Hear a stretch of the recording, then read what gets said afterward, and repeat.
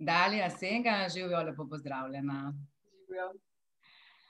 Dalija, ti si alumna Akademije za likovno umetnost in oblikovanje, akademska kiparka, danes pa oblikovalka sodobnega nakita in sama zaposlena v kulturi.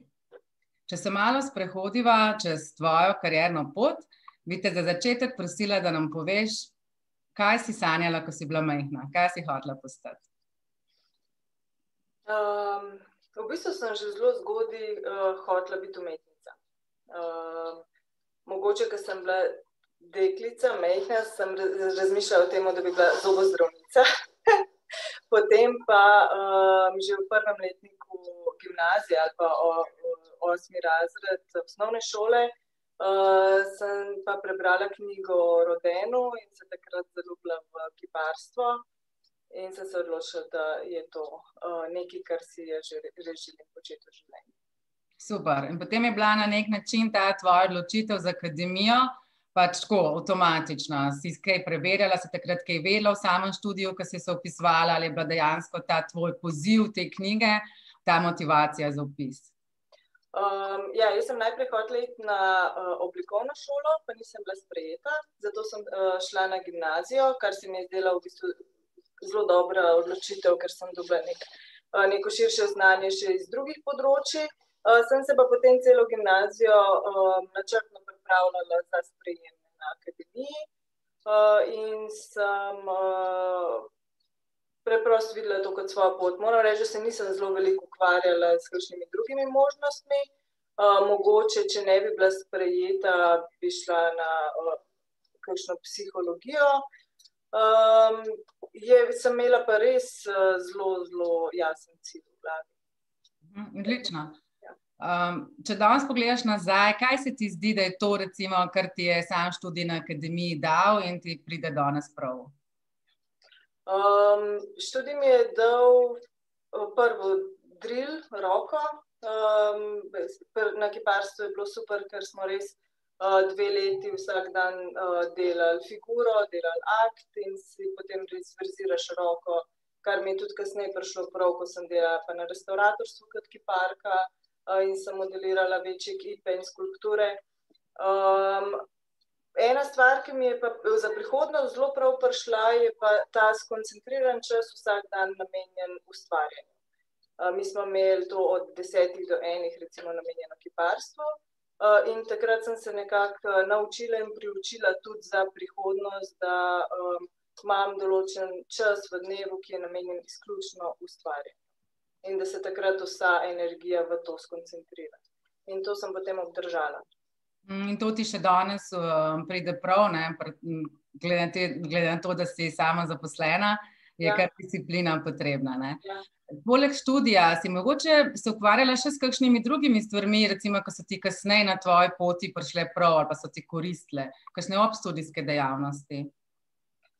Jaz sem se veliko ukvarjala tudi z raznimi zadevami, kot so raziskovanja, ne vem, psihologija me je vedno zanimala, vedno so me zanimale energije in tako naprej, ampak tudi kakšne stvari, ki pa na akademiji niso bile toliko poudarjene, pa so bile vezane na kiparstvo, ne vem. Večji poudarek na kamnu, ki ga ni bilo v mojem času, ali pa na oblikovanju lesa z motorko in tako naprej. Mislim pa, ne vem, meni je bila akademija, mi je bila kar obsegajoča. Vsem se zraven izobraževala še v učenju jezikov, tako. Fino. Ko si recimo ti končala akademijo, ali nam lahko na kratko predstaviš, kako je bila ta pot? A si že takrat vedela, da bo šla takoj, ne, da se bo šla v samozaposlitev, ali kako si takrat razmišljala, no? Če nam na kratko predstaviš to tvojo pot. V bistvu po diplomi sem iskreno padla v kar nekakšno krizo, ki je trajala leto pa pol ali 2, ko se mi je zdelo, da ne vem, kaj bi s sabo in kaj bi s svojim znanjem kiparstva počela na tem svetu. In sem bila kar izgubljena. Potem sem pa s prijateljico, ki je oblikovalka nakita, z Matejo Benedetti, me je povabila, da bi naredila čistko naključno en kos nakita za njeno obleko, ki jo je naredila za Miss Slovenije za Miss sveta. In takrat se je meni potem končno naredil klik in preboj po nekih teh 2 letih sivine in skoraj že sem obupala nad svojo kreativo. In sem ugotovila, da to je to. In potem sem se v bistvu izobrazila, mislim, niti ne izobrazila, ker sem tehniko že poznala, ampak sem se lotila oblikovanja nakita na popolnoma drugačen način iz plemenitih kovin. Ne na način, kot se ga lotevajo zlatarji, ampak na kiparski način. In sem ugotovila, da v bistvu zgodbe, ki jih želim jaz govoriti, ki sem jih tudi hotela skozi kipe govoriti, lahko lažje povem skozi nakit. In jim glih tako lahko dam koncepte, glih tako jim lahko dam zgodbe. In je to ljudem precej bližje in tudi lažje slišijo, kot če bi pa delala neke skulpture, ki pa mogoče so dostopne samo določenemu ožjemu krogu ljudi. Pa si se takrat recimo tako sama zaposlena v kulturi, si imela kakšna znanja, si tle imela kakšne izzive? Ja, problem, ki sem ga jaz videla takrat, upam, da je to drugače, pri akademiji je, da nas niso opremili z preživetvenimi skillsi, kako potem in kaj s svojim znanjem narediti. Tako da ta pot je bila zame mičken težavnejša, jaz sem diplomirala leta 2005. Jaz mislim, da so danes mladi precej bolj opremljeni s tem, kako se tržiti, kako se oglaševati. Takrat niti ni bilo vseh teh področji, kjer bi to bilo možno, tako da jaz sem začela praktično na umetniških tržnicah s svojo prisotnostjo. In potem sem od tam počasi prišla v krog, ki je sicer ozek, ampak obstaja, spoznala oblikovalce sodobnega nakita v Sloveniji, ki so me potem začeli vabiti na razstave. In sem potem začela predstavljati svoje koncepte skozi nakit na razstavah. In potem je to v bistvu vodilo v status. Vmes sem sicer bila zaposlena tudi kot restavratorka, vmes sem tudi zanosila, imam 2 otroka, ampak sem vztrajno videla samo dolgoročno eno pot. In to je, da čim več ustvarjam, predvsem pa, da imam čim več razstav.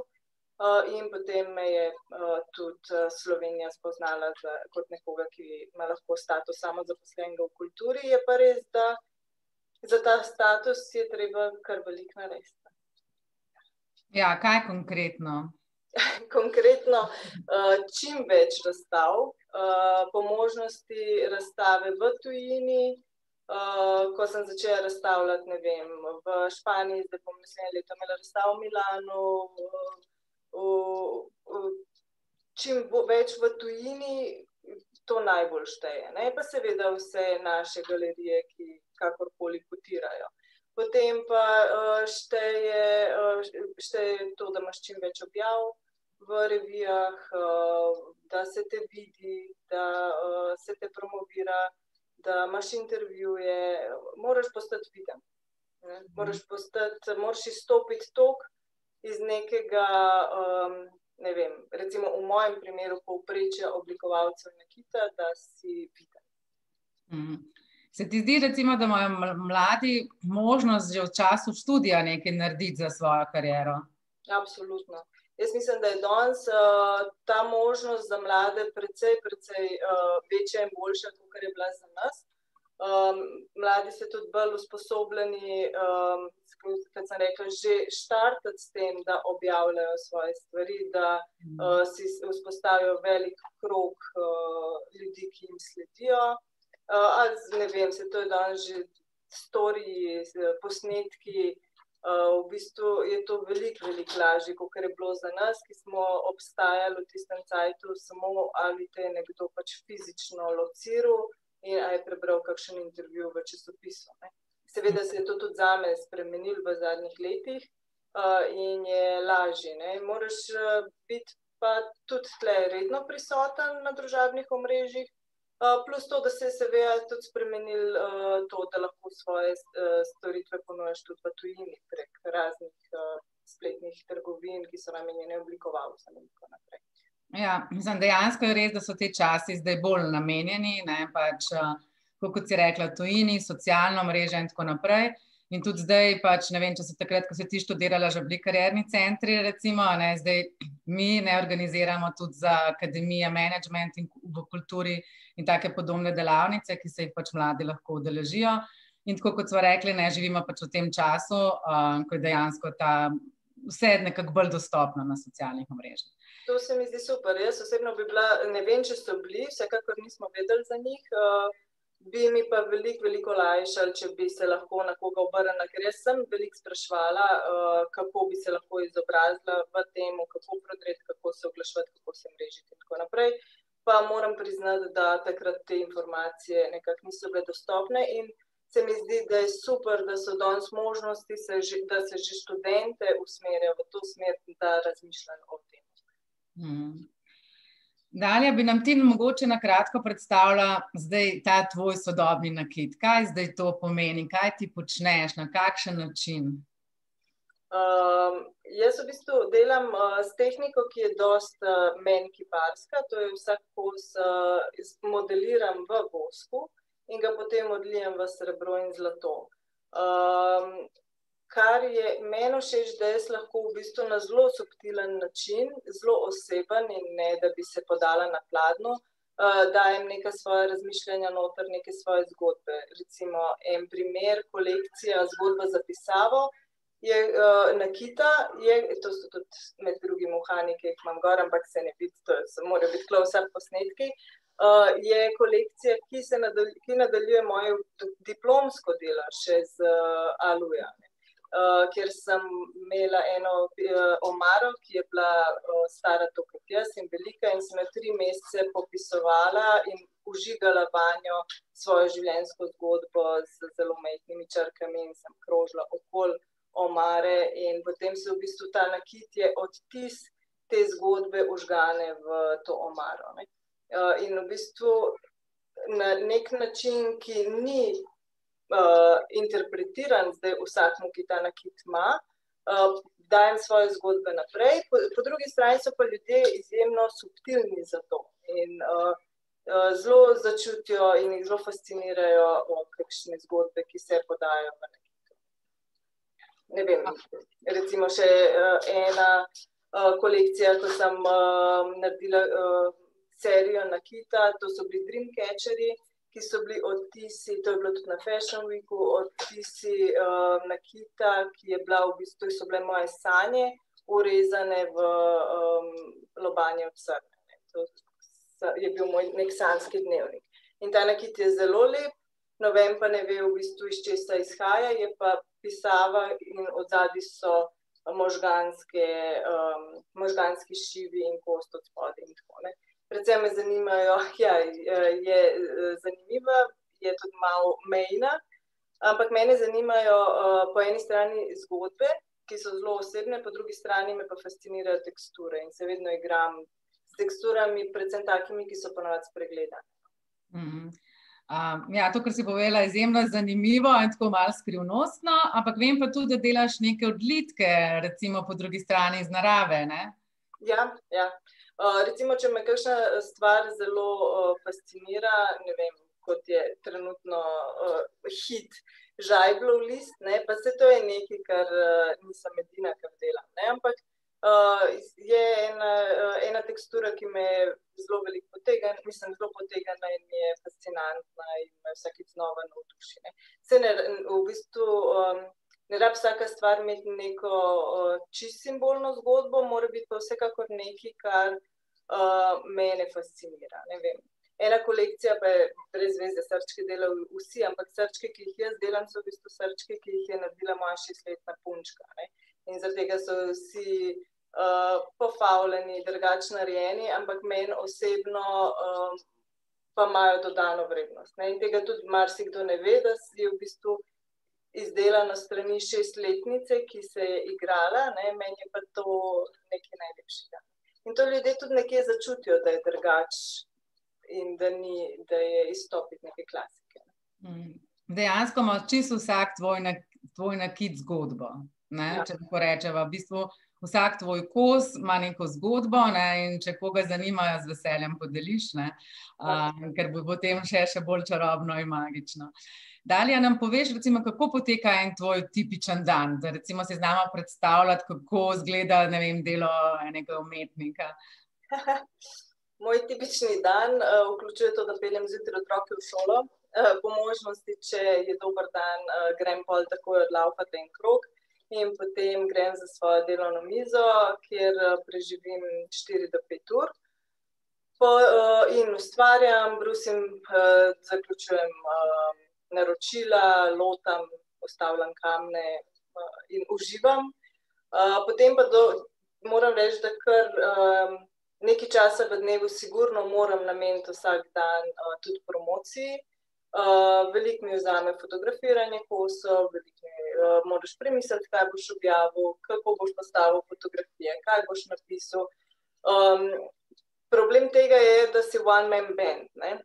In glede na to, da nismo vsi za vse, jaz sem zelo narejena na temu, jaz rada delam, rada ustvarjam in rada čutim stvari, vse ono, kar je pa potem praktično, pa da bi objavil, da bi naredil, da bi potegnil, to mi je pa vse, sem se mogla priučiti, ne prije mi to naravno, tako kot verjamem, da je danes mladim to z levo roko, ne, meni to ni prišlo tako zelo naravno in vsak dan mi je to nek trud.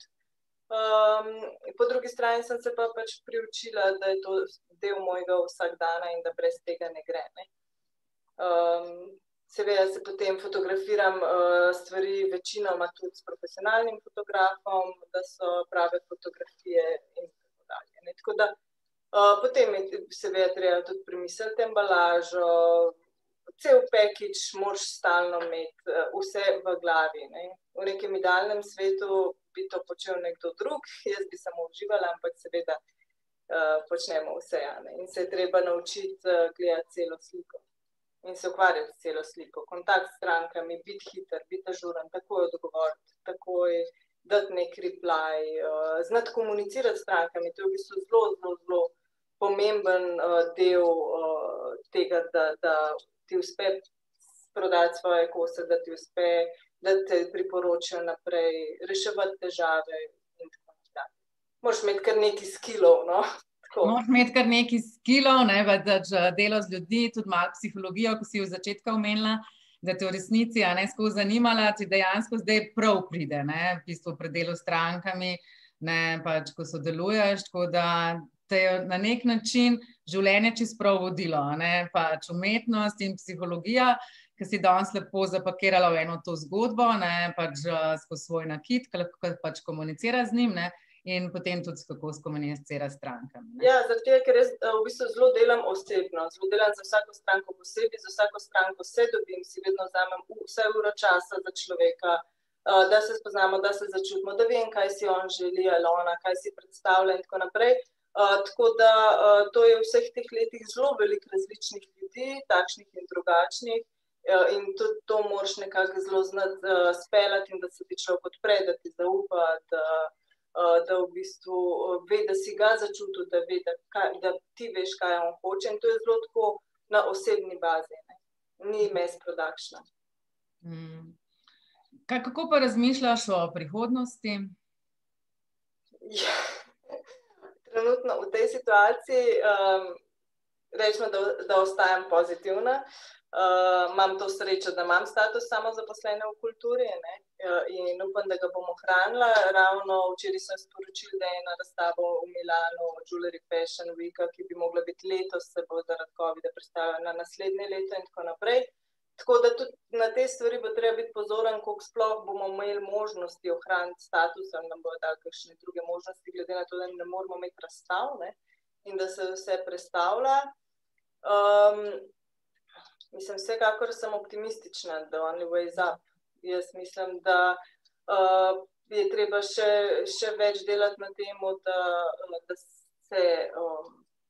da sem vse bolj vidna, da grem tudi v tujino. Moram pa priznati, da meni osebno je kljub spletni prodaji najbolj všeč oseben odnos. In recimo, če bi začela delati masovno za ljudi, ki jih ne poznam, mi to ne bi bilo tako blizu. kakor to, da pogledam človeka v oči, da se dobiva in da vem, kaj narediti. Dejansko, mislim, so izzivi. Ta korona nam vsem postavlja izzive, ne, in nas postavlja v neke druge situacije, stvari se spreminjajo, ne, dejansko pač težko planiraš, pa se moraš prilagajati. Ne. Meni se recimo zaprli vse trgovine, v katerih sem imela svoj nakit, ne, seveda, normalno. Tudi trgovine so nekatere vmes propadle za oblikovanjem, nekatere so zamenjale prostore, pa še niso odprte. Tako da je izziv, ne, seveda je izziv. In predvsem pa to razmisliti, kje sploh lahko razstavljam in kje sploh lahko se pokažem. Ne. Zdaj je v bistvu vse šlo samo na spleten del. Ne. Kar je pa spet drugače, ker videti stvar v živo, jo imeti v rokah, jo začutiti, je drugače, kot pa videti fotografijo. Tako da, ja, so izzivi, ampak jaz mislim, da v tem trenutku se moramo samo absolutno prilagoditi novim načinom, nič drugega. Ja, kot si rekla, se moramo prilagoditi. Zdaj, glede na to, da je približno že tak čas proti koncu, bi te prosila za konec, če bi lahko dala en tak nasvet mladim, zdaj tem mogoče, ki se odločajo za študij ali pa tem, ki so že na akademiji, ne, kaj bi bil en tvoj nasvet za njih?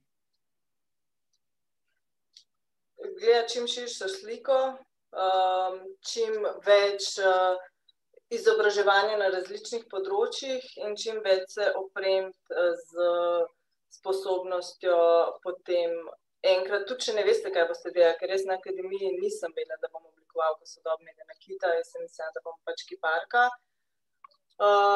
Ampak imeti zelo široko glavo in čim več znanja v marsikatero stran, v smer, potem se pa stvari izkristalizirajo. Ker vse, kakor sem jaz dojela, vključno z vsakim korakom na moji poti, vključno z restavratorstvom, vključno z tudi in psihologijo in vsem, znanjem jezikov, vse so bile puzle, ki so mi potem naredile pot do danes. Tako da nobeno znanje ni vrženo stran. Precej boljšega imeti več, kakor manj. Dobro, Dalija, hvala. Zdaj bi pa kar lepo povabila, da postavite še vi Dalji kakšno vprašanje, nekaj, kar mogoče vas zanima. Lahko zapišete v chat, lahko vklopite mikrofon.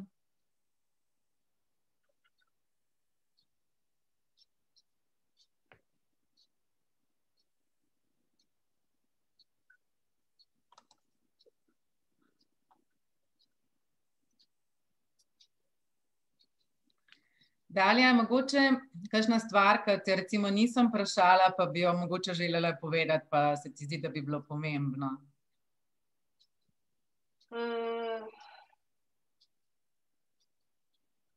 Kaj pa vem? Mislim, jaz moram priznati, da mi tudi ta sama pot na akademiji mi ni bila tako lahkotna, ker sem vedno bila mogoče drugačna od nekega koncepta, ki je takrat vladal za umetnike. Kot kiparka bi poudarila, ne vem, mojega mentorja, ki mi je takrat zelo pomagal, Baršija, zato ker je bil nekdo, ki je uspel videti, da so kapacitete tudi v drugačnosti, ki jo imam. In je mogoče smiselno, ne vem, včasih se, za časa študija ali pa v teh mladih letih se včasih izgubljamo v tem, da si želimo biti taki ali pa drugačni ali pa podobni nekomu, ampak je fajn najti svojo res lastno izraznost, ne, in na tem vztrajati, še boljše pa, če jo nekdo prepozna in ti pomaga na tem graditi. Super, ja. To je res pomembno, ne, da imamo v življenju, srečamo ljudi, neke mentorje, ne, ki dejansko bedijo nad nami, z nami, nas spodbujajo, verjamejo, to je nekako zelo pomembno, se mi zdi, da res to rabimo, no, sploh, ko smo mladi, ko se še oblikujemo, iščemo, ne, takrat je pomembno, da res, da imamo nekoga, ki verjame v nas, no, in nam pomaga. Ja, ja. Ker že itak je to obdobje mlado dosti naporno lahko, ne, čustveno in glede naše samopodobe in samozavesti in kakšne stvari rabijo dalj časa ali pa ljudje, da dozorijo vase. Jaz sem bila definitivno taka in v svojo pot, ne. Potem pa, ko sem jo pa enkrat našla, je pa to ravna linija brez levega in desnega smerokaza. Zdaj sem dobila idejo, Dalja, če bi bila ti žival, kakšna žival, kaj bi bila? Po mojem bi bila mačka. Ker je to moja najljubša žival. Mačke so take samosvoje, crkljive, pa nekako vedno si naredijo življenje tako, kot njim odgovarja. Super. Zdaj, ne vem, pustimo še kakšno minutko, če bi kdo res se opogumil, pa mogoče karkoli vprašal Daljo. Sicer bomo pa počasi zaključili tale pogovor, tako da Dalja, hvala ti, da si vzela čas. Hvala, da ste me povabili. Ja, z veseljem.